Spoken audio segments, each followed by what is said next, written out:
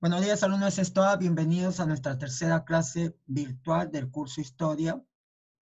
El curso Historia del segundo trimestre, ¿no? Esperando, alumnos, que todos se encuentren bien de salud.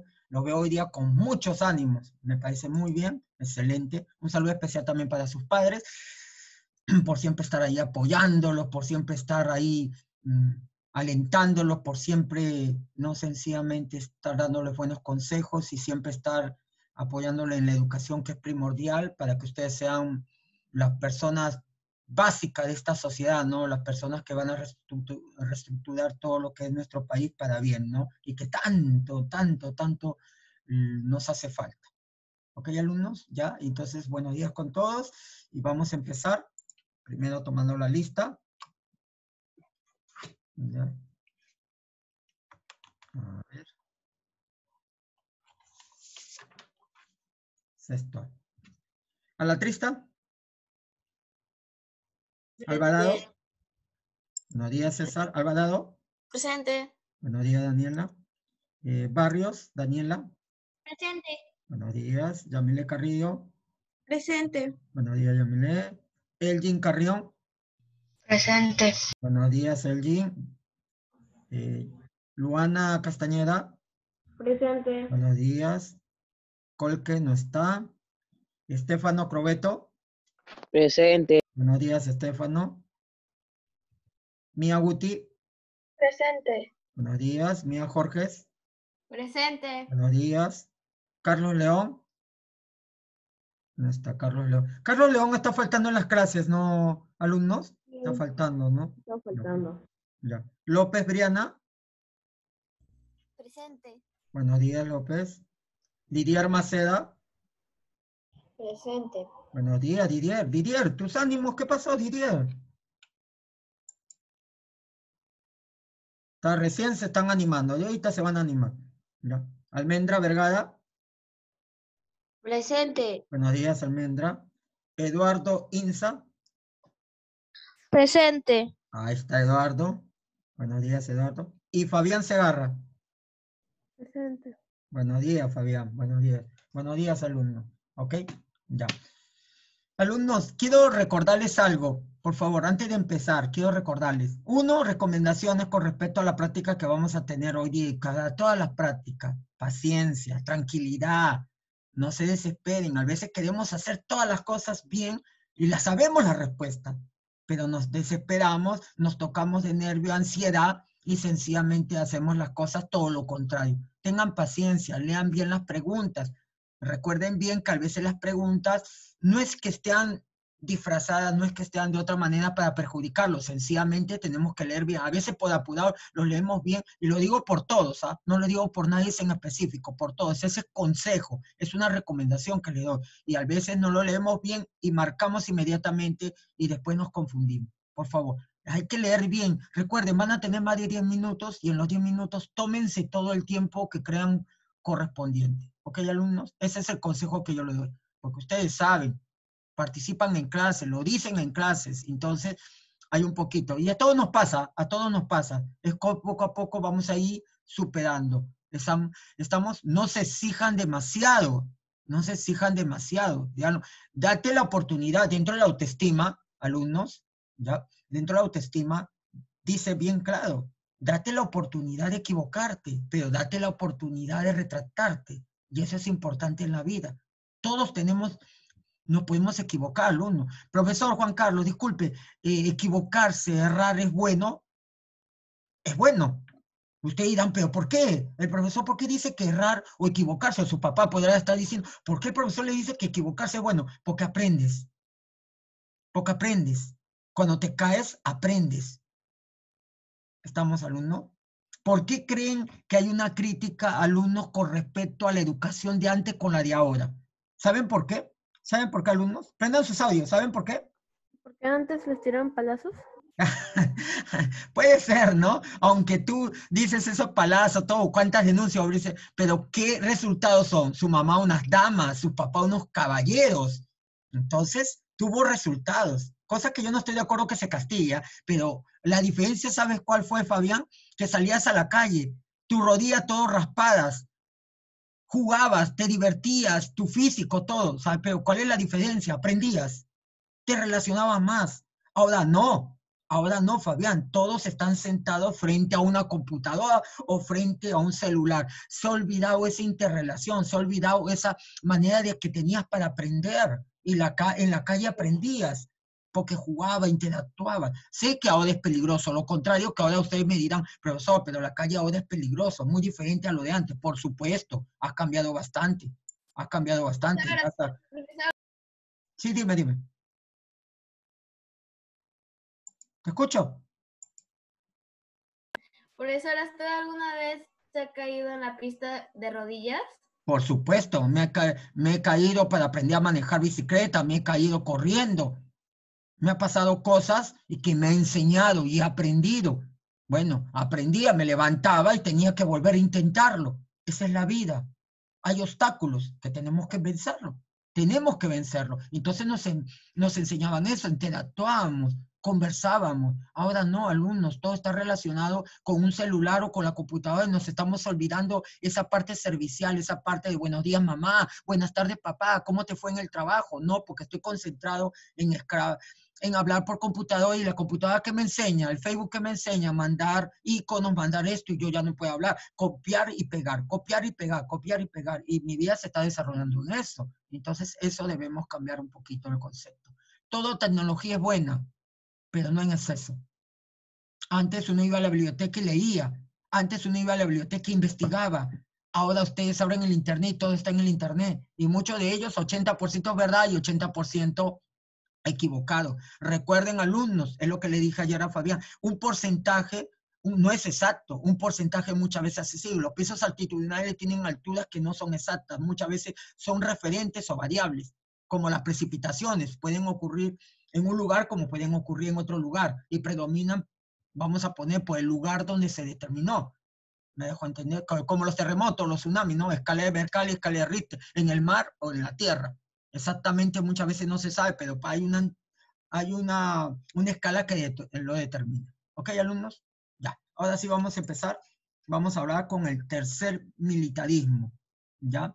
¿Y por qué fue llamada primera democrática? Miren esos términos, ¿ah? La primavera democrática. A ver, ¿alguien me puede decir por qué la primavera democrática? ¿Qué creen que ¿Fue en pasó? primavera y había democracia? Puede ser, tiene relación, ¿no? Puede ser. ¿Pareció? No. Bueno, la primavera, ¿qué es? Una nueva estación. Entonces, ¿qué pasó? Este periodo, alumnos, corresponde prácticamente entre los años 40, prácticamente, que iba a pasar todo esto, ¿no? Coincidentemente, ¿qué ocurrió durante esa época? De Ugarteche, del tercer militarismo, la Segunda Guerra Mundial. ¿Estamos? La Segunda Guerra Mundial. Hubo una crisis económica, prácticamente los países aliados, estuvieron países aliados prácticamente. No vayan a pensar, alumnos, que en la Segunda Guerra Mundial y en la primera participan todos los países. No necesariamente, indirectamente, porque el Perú participa con las materias primas, ¿no? Que necesitaban algunos países, pero no necesariamente que participaban en la guerra, ¿ok? Indirectamente sí lo hacían. Entonces, había una crisis económica por toda esta guerra bélica que se desarrolló, ¿no? ¿Por qué se denomina primavera democrática? Porque la democracia vuelve a regirse. La democracia vuelve a regirse. Entonces, como un sistema en parte de nuestro país, ¿ok? ¿Después de qué? Después del gobierno dictatorial de Manuel A. Odría, ¿ok? Entonces, sencillamente, o sea, ¿por qué? No que después, o sea, me dejo para que me entiendan mejor, chicos. O sea, vuelve a restablecerse la democracia en nuestro país, vuelve a regir un sistema en nuestro país adecuado a las leyes, adecuado a, a un percentil, ¿cómo decirle? Donde sencillamente la gente podía exponer todo hasta que llega el tercer militarismo, ¿no? Ya ahí llegaría, ya más tarde, con el gobierno dictatorial de Manuel Odría, ¿ok? Ya pues eso se denomina primavera democrática, porque la democracia vuelve a regirse como un sistema en nuestro país. Si hay democracia, pregunto, si hay democracia, ¿habrá dictadura? Alumnos. No. Si hay democracia, ¿la gente puede votar? No. ¿Cómo que no? Sí. Sí, No sí, puede. chicos. Por la democracia sus padres van a ir a votar el próximo año y van a elegir al presidente que ellos crean conveniente. Por la democracia, el pueblo. Democracia significa libertad, libre, respeto a tus derechos, un estado de derecho. Eso es democracia, ¿ok? Listo. Entonces ya sabemos por qué la primavera democrática. Entonces aquí entra a tallar desde 1939 a 1948. Sencillamente aparece lo que es, a ver, lo voy a poner acá para que lo vean. Acá está, para que lo vayan bien. ¿Ya? Aparece el primer gobierno de Manuel Prado Ugarteche, ¿no? 1939-1945. ¿Qué caracteriza este gobierno? Como les dije, ¿no? Aparece, se reinicia lo que es la Segunda Guerra Mundial. Y Ugarteche inclusive tuvo que aliarse, ¿no? En este caso se alió a los Estados Unidos, ¿no? De alguna manera u otra lo ayudó. Ahora les voy a explicar por qué. ¿Ya? ¿Cómo tuvo la victoria? Recuerden que habían partidos políticos, seguía el APRA, aunque el APRA seguía siendo un partido ilegal, seguía el partido de la Unión Revolucionaria, ¿no? La Unión Revolucionaria estaba representada por José Quesada. Entonces, en 1939 consiguió el respaldo de ¿quién? Del Congreso. El Congreso le respaldó, ¿ya? Y también de los militares, porque los militares de alguna manera u otra también influenciaban, ¿no? También influenciaban. Entonces, de alguna manera u otra, esto benefició, ¿no? Esto benefició a este tipo de gobierno. Entonces, el APRA seguía postulando, pero como un partido ilegal. Entonces, de alguna manera u otra, se aceptó a esos partidos que tenían oposición a la democracia, que eran partidos comunistas, ¿no? A los partidos comunistas. Sencillamente, el Partido Comunismo siempre venía o bien de China Popular o bien sencillamente las ideas de la Unión Soviética, ¿no? La URSS. URSS significa Unión de Repúblicas Socialistas, ¿no? Y el país aliado, como siempre, de Rusia, ¿quién era? ¿Quién era el país aliado que siempre ha tenido Rusia? La Unión Soviética. ¿Alumnos? Es un país del norte. ¿Nada? ¿No se acuerda? Estados Unidos. Estados Unidos. Ya, entonces, sencillamente, Manuel Prado Ugarteche apoyó a los aliados, ¿no? Apoyó a los aliados. Entonces, muchos de ellos sencillamente fueron deportados. ¿Qué significa deportado? Deportado es cuando te sacan. Cuando te sacan de un lugar y te mandan a otro lugar. Entonces, una de ellas, de algunas medidas, fue la deportación de ciudadanos de origen alemán, de origen japonés. ¿A dónde? A Estados Unidos. Lo deportaron a Estados Unidos. ¿Ok? Entonces, ahora, dentro de sus aspectos de su gobierno, de Manuel Prado Ugarteche, dentro de la primavera democrática, lo voy a poner acá un ratito, ¿no? Para que lo vean bien. Acá está, Manuel Prado Ugarteche. Se ve bien, ¿no? O le voy a poner, no, acá está. Ya, ahí está. Como dice, ¿no? Nació en Lima en 1889, hijo del presidente Mariano Ignacio Prado, ¿se acuerdan? De Mariano Ignacio Prado. Entonces, dentro del aspecto económico, las consecuencias de la Segunda Guerra Mundial fueron catastróficas prácticamente para todos los países, sobre todo para los países de Sudamérica, ¿no? O sea, no fueron, ¿cómo decirle? Dentro de todo problema que hay, siempre hay algo positivo y siempre hay algo negativo, ¿no?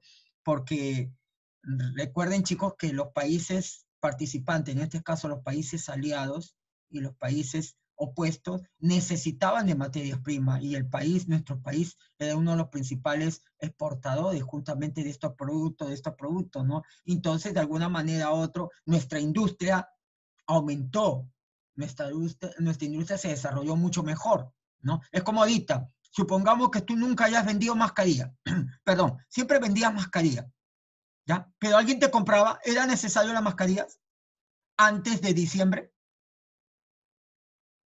Alumnos, ¿era necesario o no? No era necesario. Pero dime, ahora, antes no vendías ni uno, ¿ahora cuánto estás vendiendo? 50.000. Ahora estás vendiendo un montón. ¿Producto de qué? De la pandemia, producto de la crisis. Entonces, claro, exactamente. Entonces, por una parte negativa, te ves favorecida. las clínicas, las farmacias se ven favorecidas, las tiendas, las bodegas, que ahora todo el mundo forma una cola para comprar, se decía, se han visto favorecidos producto de la pandemia, ¿no? Entonces se dan cuenta, en algo negativo te ves favorecido. Algo parecido pasó con nuestro país. Entonces llegamos a exportar lo que son los minerales, llegamos a exportar lo que son el algodón, justamente ¿para qué? Para los uniformes de los soldados, ¿no? El azúcar, el caucho para las llantas, de todos aquellos implementos bélicos que ellos necesitaban, el jeve, la llanta era importante, ¿no? Y los materiales como la alimentación, como el azúcar, ¿no? El arroz eran primordial para ellos. Entonces comenzamos a exportar. Eso es un hecho importante, ¿no? Entonces las industrias comenzaron a crecer de alguna manera. Otros hechos importantes también es, se crearon nuevas regiones, y dentro de esto tenemos regiones del norte, ¿no? Tumbes y Pasco, recuerden bien, ¿no? Un ratito, alumnos. Ya, ahora sí. Tumbes y Pasco, ¿no? En 1941, recuerden que gobernó de 1939 a 1945, 1941, ¿ya? Prácticamente, ¿qué pasó? Sencillamente dentro de eso ocurre un conflicto bélico con el Ecuador. Recuerden que Ecuador siempre hemos tenido conflictos hasta que en el gobierno de Fujimori con el presidente Margual de Ecuador se solucionó el problema, el caso de Tiwinsa, ¿no? El caso de Tiwinsa que sencillamente demarcó, ¿no? Entonces sencillamente demarcó ya prácticamente territorial y a partir de ahí ya no tenemos conflicto con, perdimos una parte, ¿no? Perdimos lo que es una parte de lo que es la región de Tiwinsa, pero sencillamente se benefició, ahora ya estamos en paz. Recuerden, antes de entonces también se hizo un censo donde arrojó que en el Perú, en esa extensión de área territorial que tenemos actualmente, 1.985.216 kilómetros cuadrados, habían 7 millones de habitantes. ¿Actualmente cuánto es, alumnos? Profesor, buenos días, disculpe. Buenos días, Janet, ¿cómo estás? Buenos días, Alumnos, ¿actualmente cuánta población tenemos? 20, 25, 30, 32. 3 millones. Ya, tenemos entre 31 a 32, según el último censo, 31 a 32 millones de habitantes en nuestro país. Para eso sirve un censo, para ver, rastrear cuántas personas trabajan, cuántas personas están enfermas, cuántos viven con su mamá, con su papá, cuántos se casaron, cuántos se divorciaron, cuántos fallecieron. Eso es un censo. El censo nos va a arrojar todas las características que puede tener un país. Y cuántas personas son PEA, población económicamente activa, que trabaja, y cuántas personas no trabajan. Entonces, para eso sirve un censo. ¿Ok? Entonces, también dentro de eso, también alumno me había olvidado, se incendió la Biblioteca Nacional, tanto así que el historiador Jorge Basadre lo tuvo que poco a poco volverlo a reconstruir. Pero acá se produjo un incidente importante en 1941, que fue la guerra con el Ecuador. Acá tenemos a una persona que se inmoló. Acá tenemos a una persona sencillamente que hizo algo importante por nuestro país. Lo tenemos en un billete. ¿Alguien me puede decir a quién me refiero? ¿Ninguno? ¿Está en un billete? ¿Y sales? No, Manuel Pardo. no, porque por ahí tuvo algo similar. Fue José Abelardo Quiñones.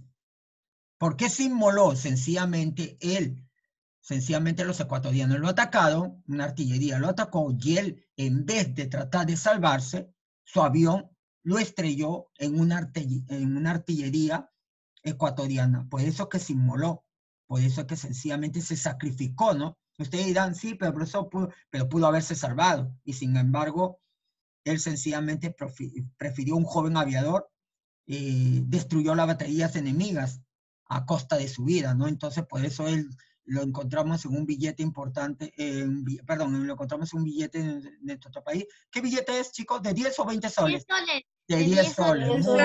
Muy bien, ahí lo tenemos, ¿no? Entonces, sencillamente, por eso que es importante, ¿no? Por eso es importante. Entonces, ¿qué pasó? En la guerra con el Ecuador, ¿no? Ecuador siempre, como les digo, ¿no? Ha tenido problemas limítrofes con nosotros porque no estaba bien demarcado, sobre todo en la zona de Tumbes, Jaén y Maynas, ¿no? ¿Ya? ¿Qué pasó ahí? Sencillamente ahí tenemos a otro héroe, como el Leo y Ureta, ¿no? Que fue el primero que sencillamente a través del ejército peruano fue fue a la zona limítrofe a ver qué pasaba, ¿no? Y sencillamente acá se produce lo que es la batalla de Sadumilla, ¿no? Sadumilla. Entonces, ¿qué trajo como consecuencia, no? Que sencillamente los ecuatorianos atacaran y verdaderamente se empieza este conflicto bélico. Es ahí donde José Abelardo Quiñones se inmola, ¿no? Y verdaderamente ocurre este hecho que lastimosamente fue lamentable para un joven aviador que falleció, pero sencillamente el acto, la acción que hizo fue heroica, ¿no? Por eso se le considera al héroe de la Fuerza Aérea del Perú, porque se estrelló en una artillería ecuatoriana, ¿ya? Prácticamente esta guerra finalizó, ¿no? Con el Tratado de Paz y Amistad y Límites en Río de Janeiro, porque siempre recuerden por qué el nombre de un país, porque sencillamente ahí se firmó. El Tratado de Lima porque se firmó en Lima, ¿no? En este caso Río de Janeiro porque se llevó a cabo en Río de Janeiro. Hubo garantes, ¿no? ¿Quién es garantes? ¿Quién es una persona garante? Por ejemplo, Eduardo Inza ahorita se va a comprar un televisor, pero no tiene tanto dinero, entonces busca un garante. Un garante es el profesor Juan Carlos que le puede pagar si él no puede pagar. Entonces, en este caso, los garantes fueron aquellos que acrediten que el protocolo se va a respetar. Estuvo Estados Unidos, Brasil, Argentina y Chile, que son los países garantes dentro de esta firma de este protocolo que después ya fue llamado un tratado, ¿no? El de paz y amistad y límites de Río de Janeiro. ¿Ok? Muy bien. Después de esto, chicos, tenemos un ratito, tenemos al gobierno de José Luis Bustamante Rivero, ¿no? Vamos a ponerlo acá. Fíjense. Acá está Manuel. Es lo que yo hablaba ahorita. Si no que yo lo explico, no se los pongo porque los explico. ¿Ya? Vamos a poner acá. Acá está la batalla de Sadumilla. Este es el reclamo de los ecuatorianos. Dime, Didier, dime, te escucho. Didier, levantaste la mano.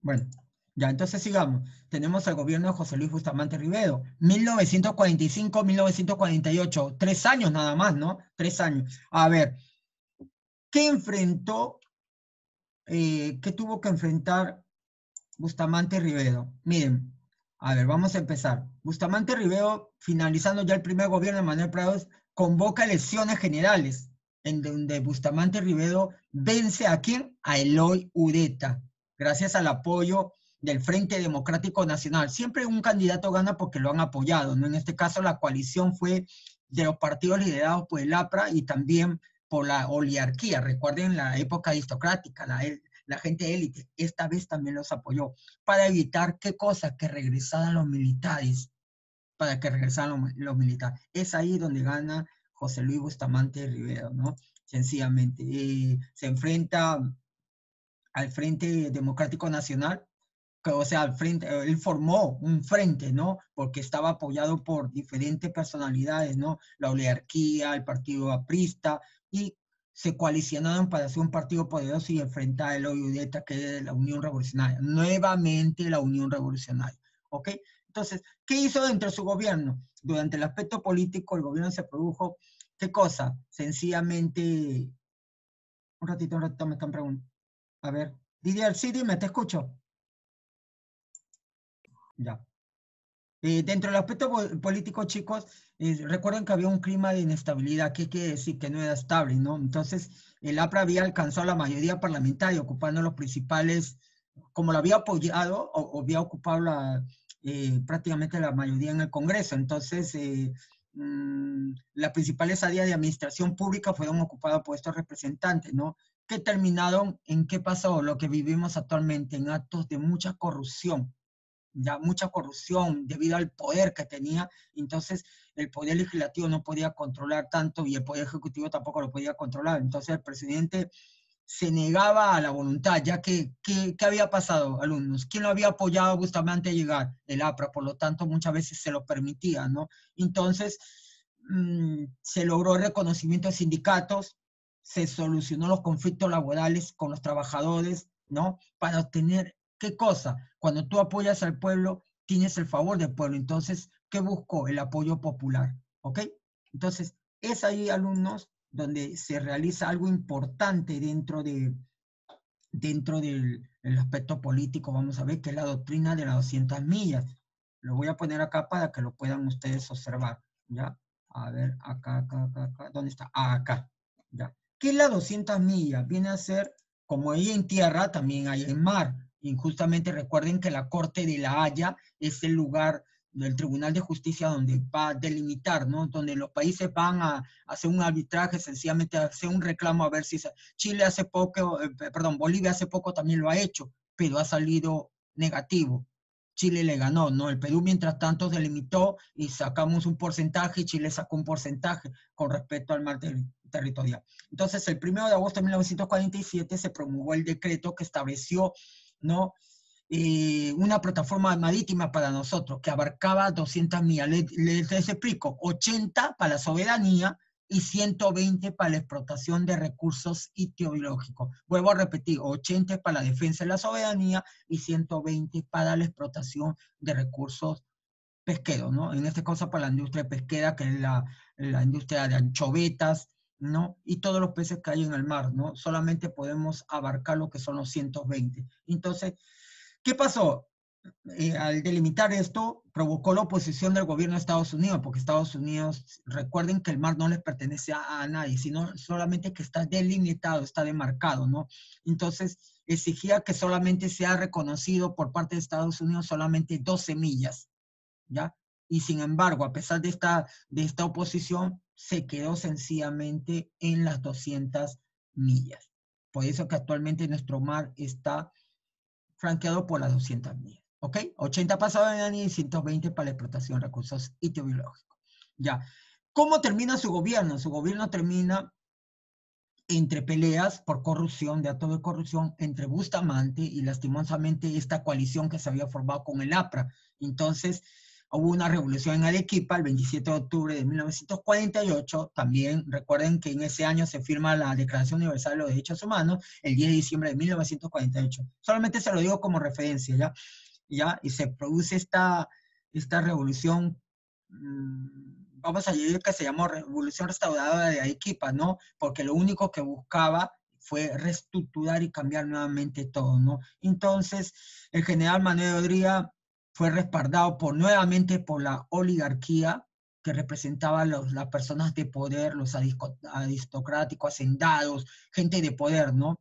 Y Bustamante fue deportado ¿a dónde? Hacia Argentina, ¿ya? Fue deportado hacia Argentina. ¿Ok, alumnos? ¿Alguna pregunta, chicos? Recuerden que este es nuestro mar territorial, ¿ya? Este fue la demarcación. Miren acá, chicos, observen. Este mapa que esta es la demarcación que se dio dentro del gobierno de Ollantumala cuando fuimos a ver el diferendo del mar, de nuestro mar, porque sencillamente quedó esto demarcado. Miren lo que les estoy señalando. ¿Estamos? Chile quería todo esto. Todo este triángulo que ustedes ven acá, Chile lo quería. No, la Corte de Haya dijo, esto para ti y esto para Chile. Mitad, mitad, lo dividió. Estamos sencillamente, es por eso que el Perú se vio beneficiado. ¿Ok? De alguna manera otros nos vimos beneficiados, pero también perdimos, ¿no? Porque esa parte nos correspondía, ¿no? Solamente el mar, nada de tierra. El Chile quería que sencillamente esté demarcado hasta tierra. Y no se lo permitió. La Corte de la Haya no lo permitió. ¿Estamos? Bueno, alumnos, ahí no vamos a quedar, porque la hora se ha pasado. Sencillamente regresamos para lo del boletín, ¿ya? Profesor, regresamos a las 8:45. Exactamente, 8:45. Dentro de 5 minutos para trabajar el boletín. ¿Ok, alumnos? Ya, nos vemos, chicos. Tomen bastante agua, por favor, ¿ya? Y recuerden que la otra hora vamos a hacer la práctica. ¿Ok? Profesor, profe, a las 8:45. 8:45. Ay, ok. Ni un minuto menos, ni un minuto más. 8:45. ¿Ya? Sí, profe. ¿Listo?